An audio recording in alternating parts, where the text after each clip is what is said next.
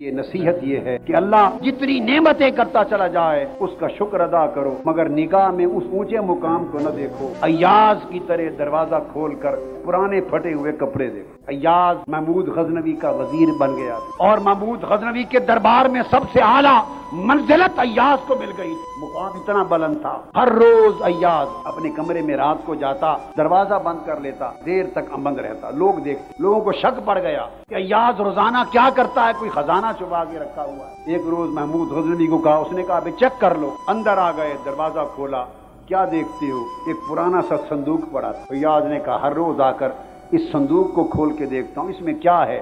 جو کھولا تو پھٹے ہوئے کپڑے پڑے تھے اور پھٹے ہوئے جوتے پڑے۔ اس نے کہا یہ کیا ہے، کیا دیکھتے ہو؟ اس نے کہا جب میں اس دربار میں آیا تھا تو میرا حال یہ تھا، اس حال میں آیا تھا، سو جو میں تھا وہ تو یہ تھا، ہائے ہائے، اور جو کچھ اب تمہیں نظر آ رہا ہوں وہ میں نہیں، وہ محمود غزنوی کی کرم نوازیاں ہیں۔ اس لیے ہر روز جب کرم نوازی ہوتی ہے میرے بادشاہ کی تو میں آ کے اپنی اصلیت کو دیکھتا ہوں کہ کہیں گھمنڈ میں نہ آ جاؤں۔ بندے سوچ کہ تو کیا ہے، جس بندے کی ابتدا ایک پلیت قطرے سے ہو اور جس بندے کی انتہا جسمانی مادی زندگی کی قبر کے کیڑوں اور مٹی پر ہو۔ ارے بندے تو اتراتا کس شے پر ہے؟ اب درمیان میں جو کچھ ہے یہ تو وہ ہے، یہ اس کا کرم ہے۔